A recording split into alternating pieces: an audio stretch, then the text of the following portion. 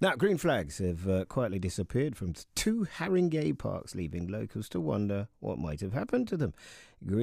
Finsbury Park and Downhills Park no longer have a green flag flying from their flagpoles and have been removed from the Keep Britain Tidy website. The awards are, in case you're just wondering what they are, it's not the breakdown service, okay? The awards are issued to Keep Britain Tidy once a park has been judged against a number of criteria, including whether or not a park is welcoming, safe and well maintained. Now, parks didn't really mean as much to me till I had children. Now I know, we spend so many weekends there, lots and lots of people, and they are literally the hub of communities. BBC Radio London's Anna O'Neill has been looking into the story. So on one level, it's really kind of quite petty, isn't it? And on another, it's so fundamental to who and what we are, keeping the place tidy. How you feel about your pride and your sense of community? Absolutely, and it has to be a safe place to come. And the criteria for getting one of these green flag awards, you have to meet 8 specific points. So a park has to be healthy, safe and secure. It has to be clean, well maintained. There has to be sustainability. There has to be conservation and heritage, community involvement, marketing and management. And Haringey had 22 parks that had green flag awards in them and 3 others in green spaces. That was Alexandra Park, Highgate Wood and Tottenham Marshes, that are not actually parks, but they still got the green flag. And now 2 of those have been temporarily removed. And we don't know exactly why this is. One day they were there and the next they weren't. And it was brought to my attention by somebody that you're going to be speaking to in a little while, Eddie. I'm just wondering, I mean, I made all those speeches about sense of community, but why is it such a big deal and where are these missing flags? Well, so the parks that have got the missing flags are Finsbury Park and Downhills Park. So they're quite big, significant park. Well, Finsbury is incredibly famous. A, it's the first fun fair that I went to. B, that's where they're having the arguments about. Well, that's important to me, Anna. It might not be important to you. First fun fair I went to is important to me. Eddie could see my face there. But it's where they're having all the arguments about having the wireless festival. Well, Ed, that's exactly what I thought when I saw that, because, of course, there's been a lot of debate in the local community about Finsbury Park and the events that are held there and whether those events are causing some of the antisocial behaviour. But that's not the same for Downhills Park in Tottenham. So something's going wrong with both of the parks that has meant their green flags have been removed. Anyway, I spoke to people in Finsbury Park today about why they think the green flag is no longer flying over the park. Certainly over summer, with the homelessness there, quite a lot of that has spread into the park, and also as well with the festivals and all of that sort of stuff. They always seem to be putting something on in this park, so I think they seem to have kind of forgotten about the green aspect of it and perhaps want to use it as a bit of a cash cow, really. Finsbury Park, compared to other parks, in the surrounding areas, always been a little bit more rough because of the crowd of people they tend to meet up here. I think that might be one of the reasons. But for the rest, there's plenty of facility for family and children. During the weekend, it's a beautiful place. I come here a lot. I've lived here for 3 or 4 years and I run here, I walk here. I don't think I've seen a deterioration that would explain the loss of the green flag. In the recent years I've been here, it's still a very beautiful, well looked after park. Well, yesterday when I was looking at this conversation going on about green flags on social media, I was contacted by a lady called Deborah who uses both of those parks, and she's concerned about other parks in the borough, such as the one that she's closest to, which is Hartington Park in Tottenham. Now, it doesn't have a green flag, but she's worried that parks are being forgotten about in the borough of Haringey and are being left to deteriorate.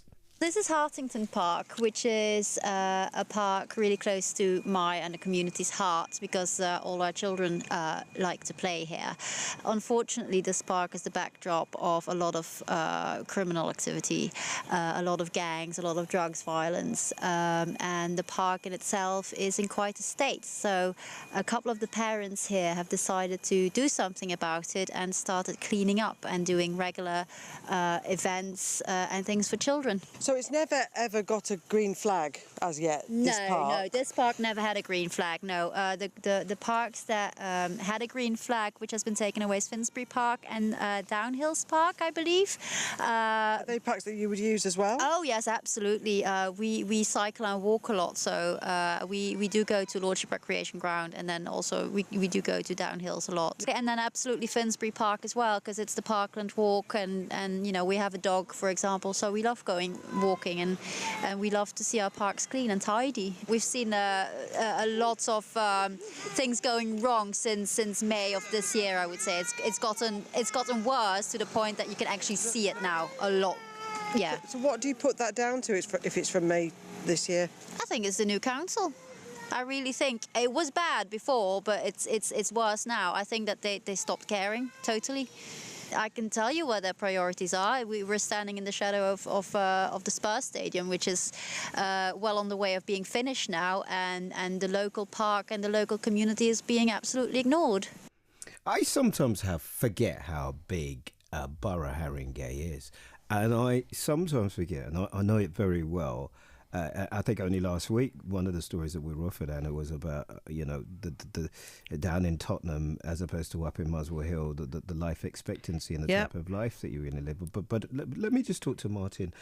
Martin has become a familiar voice on this station, talking about his ends. Martin Ball, a campaigner for Haringey Parks. How are you, Martin? I'm not feeling too grumpy tonight, Eddie, thank you. Listen, when I saw your name, I was very happy to see, because this is a slightly different conversation. This isn't about, what's happening with wireless. This is, and it's only really since I've had children that I've understood it in this way. This is about community, the very heart of community, because those parks of a sunny day or a crisp autumnal day, they are absolutely packed with people from the local community, aren't they? They're actually vital to people who are in houses where they've got no outdoor space, they haven't got a back garden. So the park is their recreational space. So it's vital that they're provided as an important social service, a resource for the community for health and well-being, physical activity, but just general relaxation. Yeah, I mean, Anna's describing it as almost a tale of two Tottenhams. How did the story come to your attention? You flagged it up to us. I just looked up at the flagpole and there was no flag flying. Yeah, but most of us wouldn't notice whether there was a flag flying. So you have to be a particular type of person, Martin. No, Eddie, you just have to know that these parks hold these green flag awards, that the community values them, and it's quite noticeable when they're not there. And it's worse than the two parks that have lost their green flag.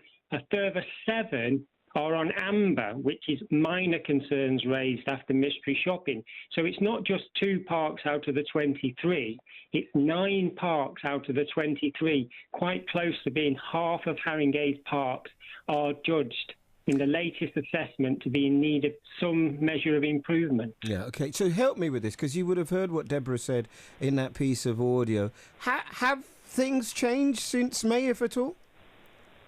I'm not sure that's the case. I think it just might be the way where the assessments fell, to be honest. But the council has got lots of strategies, and it's talking about a strategy for 2022.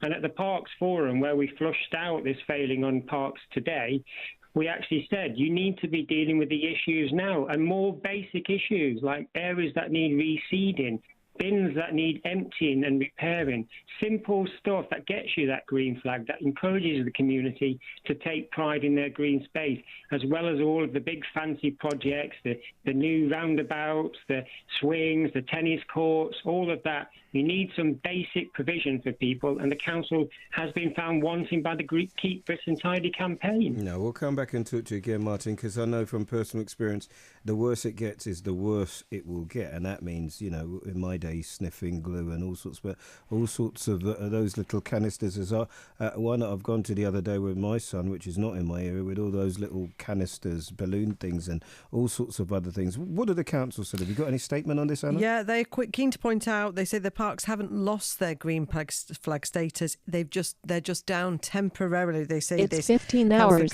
Kirsten Hearn, cabinet member for Environment, she says, in Haringey we have some amazing green spaces, and we work tirelessly to keep them in the best best possible condition. As with many busy London parks, Finsbury Park gets thousands of visitors. We have a comprehensive clean-up programme and spend thousands of pounds on our parks each year. We're making improvements to both parks and are keen to work with Keep Britain Tidy to make sure the green flags are flying again shortly. And they do point out, they say, it's nothing to do with the events. That's what they're saying. Meanwhile, Keep Britain Tidy are saying, in line with the operation of the programme, we sometimes ask sites to temporarily not fly the flag while they're making improvements that have been identified.